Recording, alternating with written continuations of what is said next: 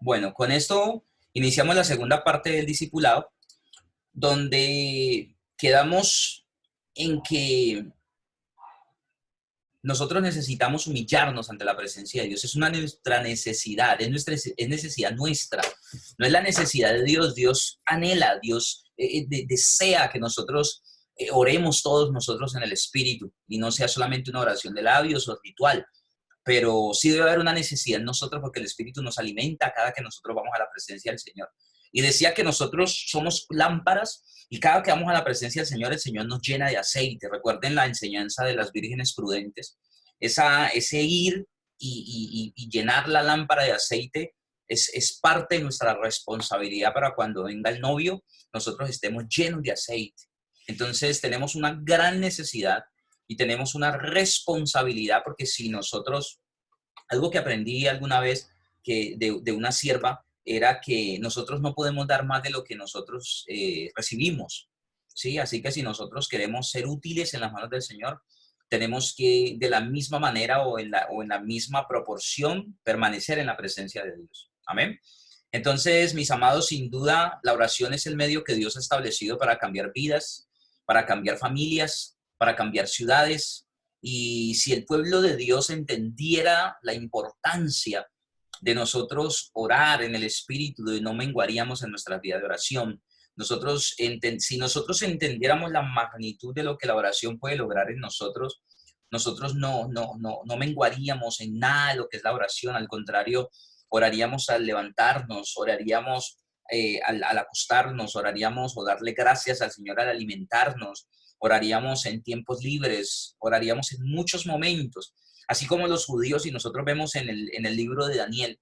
Daniel oraba 3 días al Señor, 3 veces al día, perdón, ¿sí? 3 veces al día oraba Daniel, ¿ya? ¿Y por qué? Porque Daniel entendía que no es solamente por salvar su vida. Daniel, no, me imagino que él nunca se imaginó que iba a tener que enfrentarse a unos leones, pero él sabía la gran necesidad y el Espíritu, me imagino, hizo una gran labor y fue convencer a Daniel de que él necesitaba estar en la presencia del Señor. Si Daniel hubiera menguado en su oración y hubiera sido un hombre carnal, estoy seguro que los leones lo más seguro lo hubieran devorado, por lo menos le hubieran hecho daño, ¿sí?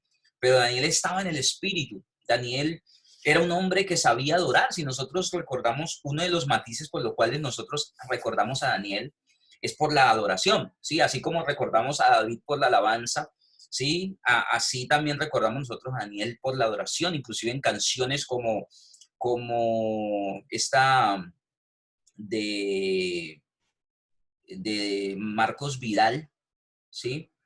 ¿Cómo es que se llama? Esa que me gusta a mí. Cada vez más violencia. Buscad mi viviréis, dice la palabra. Dice, ahí lo recuerdan a Daniel, ¿dónde están los Daniel que me adoraban? ¿Sí? Porque si nosotros leemos el libro de Daniel, Daniel era conocido por adoración. Entonces, un hombre que adora a Dios tiene que orar, orar y orar y orar, ¿sí? Orar en alegría, orar en la tristeza, orar en la necesidad, orar no solamente cuando hay carencia, orar no solamente cuando hay alegría, orar en todo momento. Amén, siervos. Entonces vemos en Jeremías capítulo 29, eh, vamos a buscarlo, Jeremías capítulo 29. Alfredo, ¿tienes la palabra? Así que Daniel no solamente oraba por su vida porque si fuera por la vida, simplemente se había escondido a orar y él abría las ventanas, no Amén. le importaba que lo vieran, así el rey hubiera dicho que no podían, entonces él abría la ventana, porque él Amén. sabía el Dios en el que él Él confiaba. confiaba. Amén. ¿Sí? Ajá, Gloria amén. a Dios. Ese era mi aporte. Listo, perfecto, Alfredo. Muchísimas gracias por tu aporte. Pero es la razón, o sea, realmente Daniel no oraba solamente por él. Es más, cuando a Daniel oró que le costó la vida o le costó el edicto que lo mandó al foso de los leones, fue una oración de intercesión, ¿sí? En el cual Daniel oraba porque se había levantado un edicto que iban a matar a todos los profetas y él sabía que entre esos profetas iban a caer adivinos y siervos de Satanás, pero también iban a caer muchos del pueblo de Dios y entre esos él mismo, ¿sí? Entonces Daniel levantó una oración tefilá, perdón, una oración hiperentichano, que era una oración de intercesión al Señor por otros, por un pueblo y por una gran necesidad que había en aquel momento. Pero finalmente Daniel era un hombre de adoración. Daniel sabía volcar la vista y el favor de Dios hacia su vida. Amén.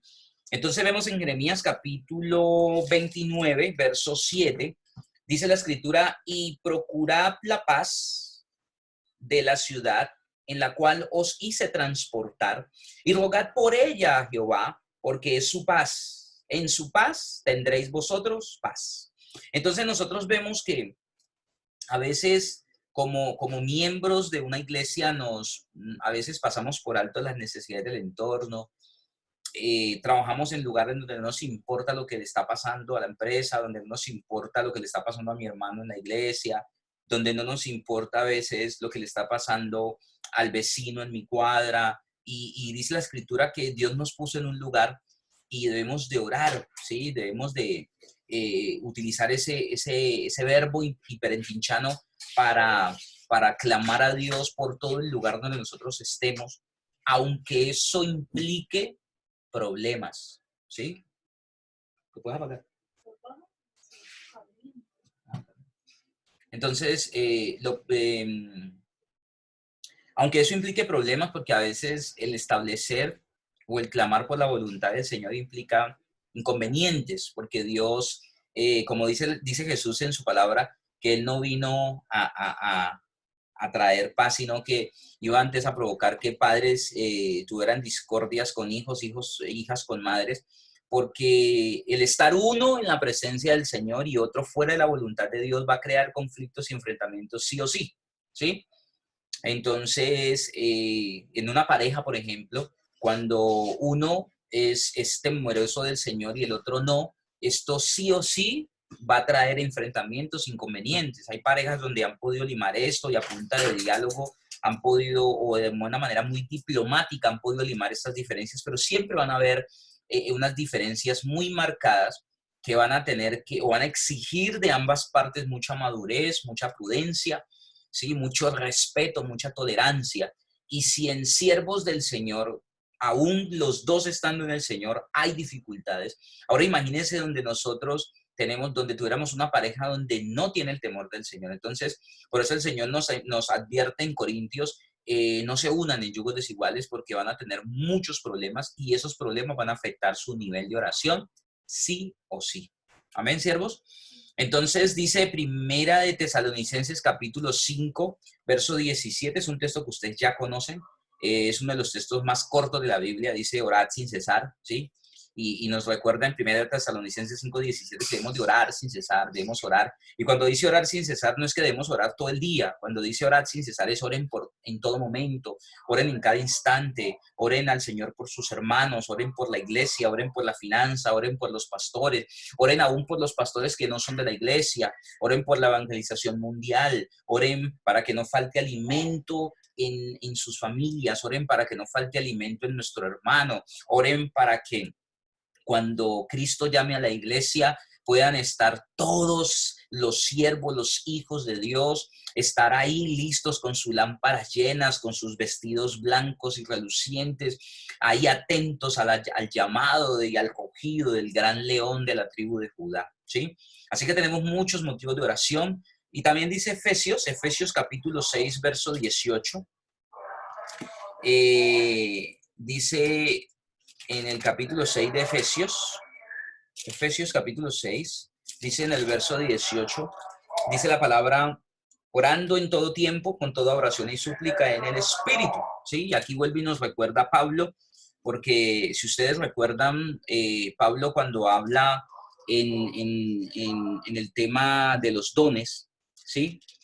Pablo, cuando habla, porque Pablo es el que nos enseña a nosotros de los dones espirituales, ¿no? En Corintios capítulo 12, primera carta a los Corintios capítulo 12. Entonces, Pablo nos habla, recuerden que los dones están divididos en tres partes: los dones del Padre, los dones del Hijo y los dones del Espíritu. Y los dones del Espíritu se encuentran específicamente en Corintios, primera carta a los Corintios capítulo 12, y Pablo es el que nos revela esto de los dones del Espíritu. Y Pablo, cuando habla de los dones del Espíritu, uno de los dones que él habla es de los dones del hablar en lenguas y de los dones de interpretar en lenguas. pero también Pablo nos habla de la manifestación del Espíritu de los gemidos indecibles del Espíritu, que es esa oración que nos lleva de pronto a hablar en un lenguaje que no es el nuestro. Entonces, Pablo le hace un llamado de atención a la iglesia de los Corintios y le dice, yo hablo más lenguas que todos vosotros, ¿sí?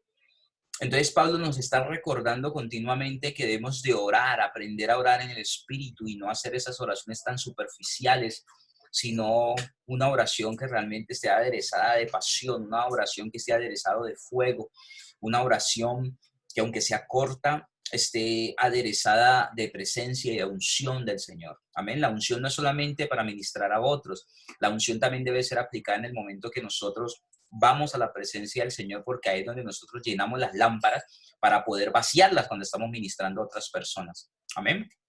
Entonces, mis hermanos, Efesios capítulo 6, verso 18 dice la palabra, orando en todo tiempo con toda oración y súplica en el Espíritu y velando en ello con toda perseverancia y súplica por todos los santos. Entonces, la oración en el Espíritu es algo que nosotros debemos velar, es algo que nosotros debemos luchar, es algo que nosotros debemos conquistar, ¿sí?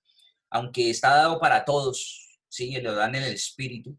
Es algo que nosotros tenemos que luchar, es algo que nosotros debemos de conquistar y lograr paso a paso. Amén. Entonces, mis amados, Jesús nunca les enseñó a sus discípulos a predicar, pero sí les enseñó la oración. Vemos nosotros en Mateo capítulo 6, ¿sí? En el verso 5, vemos que Jesús les enseñó muchas cosas respecto a la oración, pero no solamente les enseñó el Padre Nuestro, que es lo que nosotros conocemos a través de la doctrina católica, o le llamamos, aprendimos a llamarle el Padre Nuestro, ¿sí? Pero realmente Jesús lo que hizo fue enseñarles lo que es la oración. Ahora, dice en Mateo capítulo 6, verso 5, dice la palabra que cuando ores, aquí no le estaba enseñando los matices de la oración. Cuando ores no seas como los hipócritas, dice, porque ellos aman el orar en pie en las sinagogas, hablando de los fariseos y los saduceos y los escribas, porque ellos amaban orar en las calles, donde la gente los viera, ¿sí? Donde ellos les gustaba orar en alto para que todo el mundo dijera, oh, esto es un nombre de oración. Pero dice la Escritura que Jesús los llama hipócritas, ¿sí? Porque ellos simplemente están buscando ser vistos por los hombres. Entonces dice la Escritura que ellos ya tuvieron su recompensa. ¿Y cuál era la recompensa de ellos? Pues la admiración del pueblo. Esa es la recompensa que ellos iban a recibir. Pero cuando nosotros oramos, no oramos para obtener recompensa del hombre, sino que nosotros oramos para obtener una recompensa, un bien de Dios. Amén. Entonces, dice en el verso 6, más tú cuando ores, entra en tu aposento. Y cuando habla de aposento, está hablando de nuestro lugar secreto, ¿sí? Mas tú cuando ores, entra en tu aposento y cerra la puerta, ora a tu Padre que está en secreto, y tu Padre que ve en lo secreto te recompensará en público. Entonces, nosotros debemos de tener nuestro aposento, nosotros debemos de tener nuestro lugar. Algo que quiero decirles es que ese lugar debe estar marcado por la sangre de Jesús. Ese lugar puede ser el baño, espero que no sea el baño, pero de pronto les pase como a mí. Yo no tengo un cuarto, un estudio donde pueda orar, entonces yo tengo un espacio en la cocina donde yo oro cada día. Pero realmente yo oro en muchos lugares de la casa, ¿sí? Inclusive yo oro también en el baño en algunos momentos, ¿sí? El baño se vuelve mi oficina, yo me meto en ese lugar y le adoro al Señor. Yo tengo mi sillita reclinable y ya he venido organizando mis maneras de orar, tengo mi lámpara para no incomodar cuando quiero leer en la noche, no tener que prender la luz. ¿Por qué? Porque es un tiempo mío con Dios, no tiene por qué la casa levantarse porque yo estoy orando, ¿sí? Pero hay momentos en los que el Espíritu lo lleva a uno a levantar la voz, pero la Escritura dice que el Espíritu debe estar sujeto al profeta, amén. Así que el Espíritu se sujeta, amén. Ahora quiero decirles, mis amados hermanos, siervos de Dios, líderes, ¿sí? Que es necesario que nosotros ahondemos en el tema de la oración, ¿sí? Debemos de, como les decía, debemos de marcar ese lugar donde nosotros oramos. Y recuerden que cuando nosotros oramos también hay oposición. La Escritura nos enseña en Efesios, bueno, no voy a ir para no alargar aquí el tema, en Efesios capítulo 6 leemos nosotros el tema de la armadura, ¿sí? De la armadura de Dios, pero también nos enseña la Escritura de que hay una organización espiritual, ¿sí? Que empieza desde principados y gobernadores en los ambientes espirituales. Así que nosotros cuando oremos, recuerden que tienen que atar esos principados, tienen que declarar que sobre los aires que ustedes están orando y sobre los cuales ustedes están moviéndose y sobre los cuales ustedes viven, todo principado en las tinieblas tiene que ser atado en el nombre poderoso de Jesús. Tienen que atar toda operación de las tinieblas que esté sobre el ambiente que ustedes vivan. Todo es poder espiritual que se esté moviendo sobre el lugar donde es su aposento, donde es ese lugar secreto. Tienen que atar todo movimiento de las tinieblas, ya sea espiritual o ya sea humano, ¿sí? O perdón, sea demoníaco o humano, porque también los hombres se convierten en oposición en el momento que nosotros oramos. Así que mis amados, recuerden que tienen que atar esos poderes espirituales. Ustedes tienen poder para atar aún principados de tinieblas o principados oscuros, principados de las tinieblas en los ambientes espirituales o en las regiones celestes. Así que no se olviden de continuamente estar atando esos poderes espirituales para que no les generen a ustedes pereza, ni sueño, ni adormilamiento, ni les generen distracciones. Recuerden que es una oración en el Espíritu, así que no podemos estar orando en el Espíritu y respondiendo chat, ni estar en otras cosas. Una oración en el Espíritu es una oración entregada completamente y también el hombre puede estar involucrado a través de sectas satánicas interfiriendo la oración, fastidiando, pero sabemos que hay una presencia de Dios que nosotros tenemos que encargarnos de limpiar ese ambiente, y esa sí es nuestra responsabilidad. De pronto, la iglesia en general como tal no aplica esto, la iglesia en general en Jesucristo, pero personas como ustedes, siervos, líderes de la iglesia, tienen que entender estas verdades, porque recuerden que también nosotros oramos para ser liberados, nosotros diariamente tenemos el poder para ser liberados en lo personal o la autoliberación llamadas por algunos. Así que mis amados, la oración tiene mucho poder y tiene muchas aplicaciones y tiene muchas injerencias, y para eso yo les pido que ahondemos en la oración bastante, tratemos de ahondar fuertemente en la oración. Pero bueno, el tiempo es corto, ¿sí? Dice la Escritura que el Señor nos va a recompensar en público. Dice el verso 7, y orando no uséis vanas repeticiones, lo que de pronto hemos visto muchas personas que rezan, ¿sí? Que piensan que por su palabrería serán oídos. No hagáis pues semejantes a ellos. Ustedes ya entienden este tema, no necesito ahondar en esto. No son ustedes nuevos, porque vuestro Padre sabe de qué cosas tenéis necesidad antes que vosotros le pidáis. Vosotros pues oraréis así, y viene la palabra, la oración que nosotros ya conocemos, que es el Padre Nuestro. Y finalmente dice el verso 14, que porque si perdonáis a los hombres sus ofensas, os perdonará también a vosotros vuestro Padre Celestial. O sea que no podemos hablar de orar si nosotros tenemos un corazón cochino, un corazón lleno de odio, de rencores, de resentimiento. Así que yo les invito, mis amados, que traten de estar a paz con Dios, traten de estar a paz con todas las personas que estén a su alrededor. No importa que ustedes tengan la razón.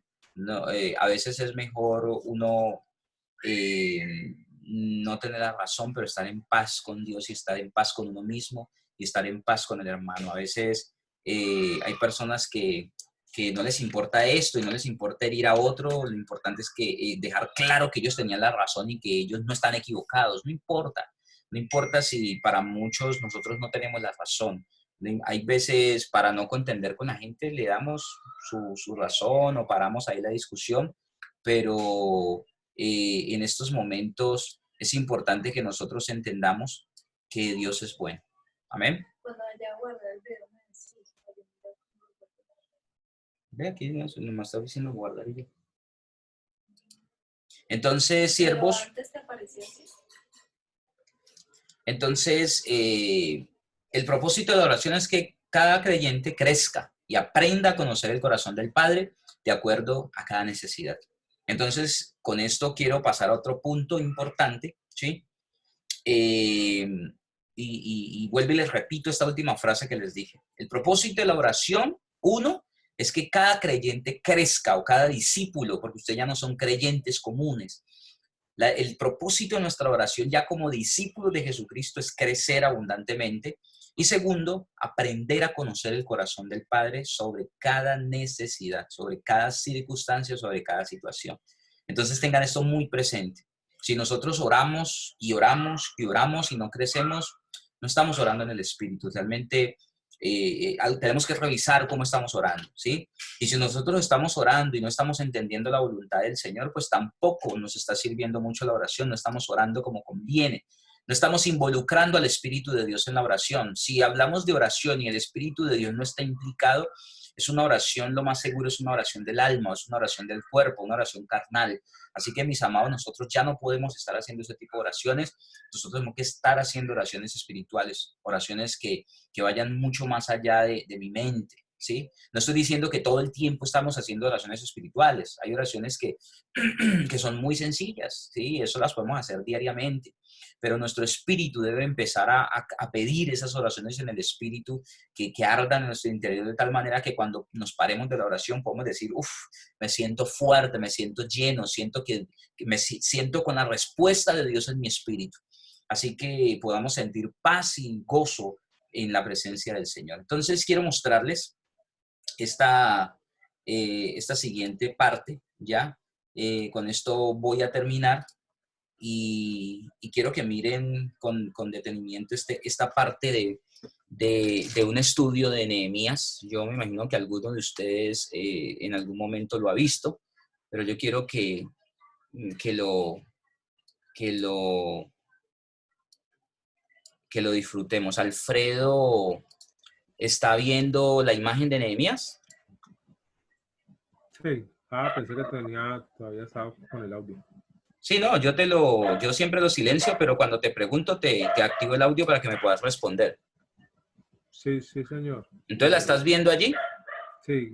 ¿Cómo Okay. hacer una gran obra? Perfecto.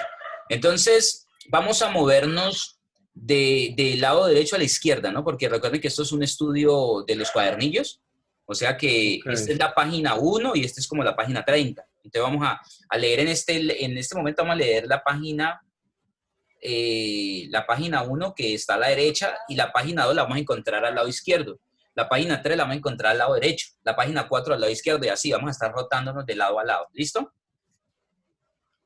Ok, entonces te vuelvo a silenciar. Bueno, entonces vamos a ver, Jeremías, cómo hacer una gran obra a través de lo que es la oración. ¿Listo? Entonces, vemos nosotros aquí en la página 2, que es la página de la izquierda, tenemos muchas ganas de servir al Señor, ¿sí? Hacer una gran obra, pero tenemos un desafío, ¿ya? Y dice aquí en el año 586 a.C., el rey Nabucodonosor había destruido Jerusalén y llevado cautivos. Y esta es la historia de Nehemías. Ustedes recuerdan a Nehemías. Recuerden que cuando Israel quedó cautivo en Babilonia, ellos salieron en 3 grupos, ¿sí? Recuerden que ellos fueron esclavizados por Nabucodonosor en Babilonia, pero Dios envió a sacar este pueblo de Israel en 3 grupos y una diferencia de años entre un grupo y el otro, ¿sí? Entonces, mis amados, el primer grupo que Dios usó, o la primera persona que Dios tocó para sacar a Israel de la esclavitud, fue Nehemías, ¿sí? Yo sé que se habla de muchas otras personas, ¿sí? Que Dios usó militarmente y sacerdotalmente, pero el que puso la primer semilla fue Nehemías, el que craneó toda esta historia de la liberación del pueblo de Israel de la esclavitud de Babilonia, fue Nehemías. Entonces, ¿por qué Nehemías plantó esa semilla tan poderosamente? Porque Nehemías era un hombre de oración. Entonces, vemos que por ahí 6 siglos antes de Cristo, Nabucodonosor esclavizó a Babilonia. Nabucodonosor esclavizó a Israel, perdón, los llevó cautivos, ¿ya?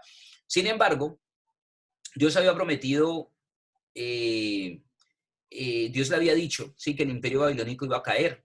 Amén.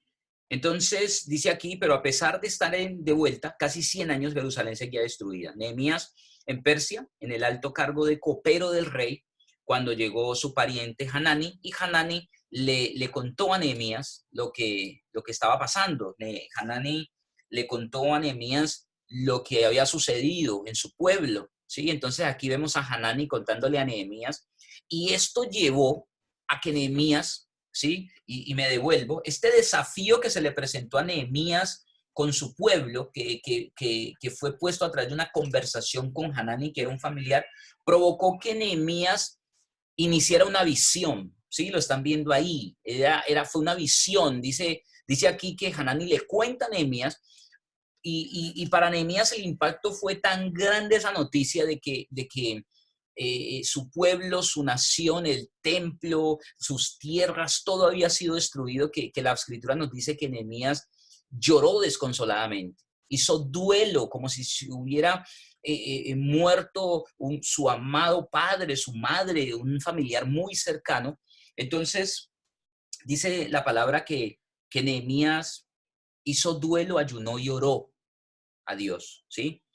Y aquí vemos la oración de Nehemías. Señor, Dios del cielo, Dios grande y temible, que mantienes firme tu pacto y tu fidelidad con los que te aman y cumplen tus mandamientos. Jeremías era un hombre del antiguo pacto, pero Jeremías entendía por el tema de la oración que Dios es un Dios de pactos, ¿sí? Entonces le dice, te ruego, primero Nehemías le alaba su grandeza, alaba lo que él era, y finalmente dice la escritura que recuerda el pacto, luego le ruega que atienda la oración. Amén. Entonces lo vemos aquí en Nehemías 1, 5 al 11. Y finalmente vemos aquí unas características. Nehemías actuó con calma porque esperó 3 días. Actuó con prudencia porque salió de noche y en secreto. Actuó con minuciosidad porque revisó todo en detalle y personalmente. Jeremías no delegó esto. Él oró, pero también trabajó para que el resultado de esa oración fuera de gran bendición para su vida. ¿Sí? Amén. Entonces, ahora vemos aquí ya unos meses más tarde, meses, ¿me están escuchando lo que les estoy diciendo? Meses más tarde, no fue 4 días después, ni un día después, meses más tarde, Dios le brindó una oportunidad a Nehemías de acuerdo a la oración que meses atrás Nehemías había hecho. Entonces el rey, un día, Nehemías estaba triste por lo que había pasado en su pueblo, pero él seguía orando intensamente al Señor. Y el rey le brindó una oportunidad de hablar con él. En este entonces no era muy común pues que un hombre hablara con el rey o que el rey le diera pues, oportunidad de hablar a cualquier persona. Pero el rey inició la conversación porque vio a Nehemías muy triste y entonces decía, ¿será que lo envenenaron? Porque este es el que prueba el vino antes de que yo lo tome. Entonces el rey se asustó y entonces se pone triste Nehemías y empieza esta conversación con el rey, ¿sí? Entonces fue tan el respaldo de Dios a Nehemías que finalmente el rey le permitió a Nehemías suspender su trabajo, ir a Jerusalén, le dio materiales para construir el templo, le dio guardia personal del rey para que lo custodiaran, le dio permisos, ¿sí? Para que fueran, ¿ya? A, a hacer la obra. Y esta es la siguiente parte. La oración terminó en una obra. ¿Por qué? Porque Nehemías era fiel en lo poco, ¿sí? Así como dice Lucas 16:10, el que es fiel en lo poco, Dios lo pondrá en lo mucho. Entonces, Nehemías tuvo un objetivo claro y un objetivo alcanzable. Y vemos que Nehemías se identificó con la obra de Dios, ¿sí?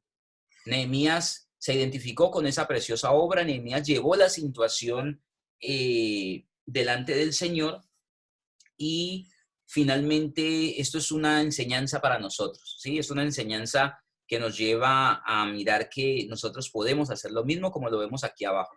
Qué emocionante es la vida de Nehemías, ¿verdad? Les recomiendo leer con mucha atención este libro de la Biblia, mientras tanto qué principios podemos aprender de él para nosotros también poder hacer una gran obra para el Señor. Yo creo que es el deseo de cada uno de nosotros poder hacer una gran obra para Dios. Entonces, como Nehemías, vamos a orar, ¿sí? Vamos a orar, pero Nehemías también tuvo, tuvo eh,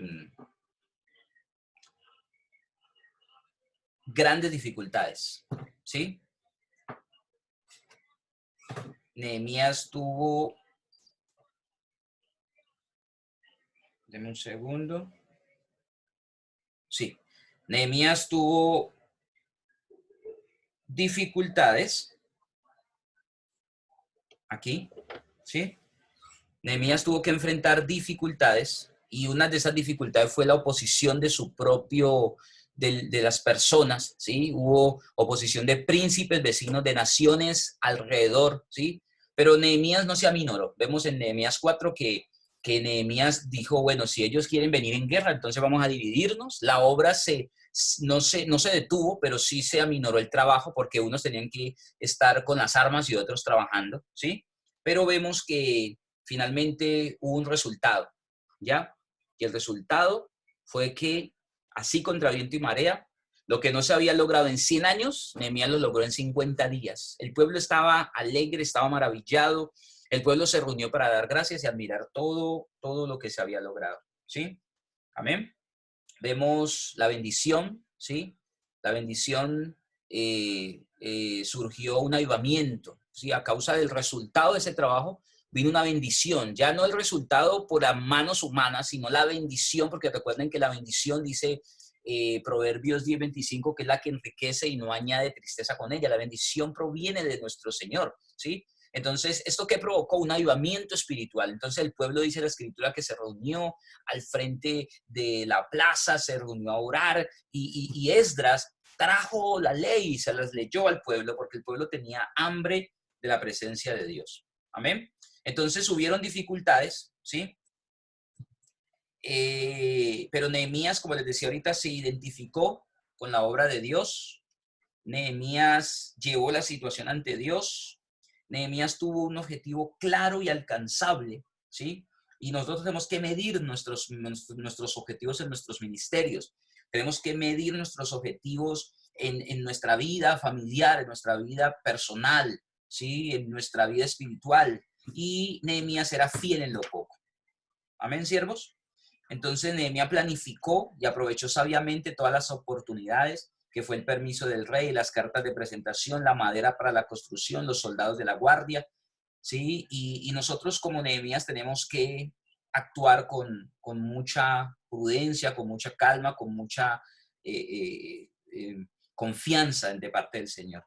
Lo otro fue que Nehemías inspiró y movilizó a sus seguidores, ¿ya? Hubieron muchas personas.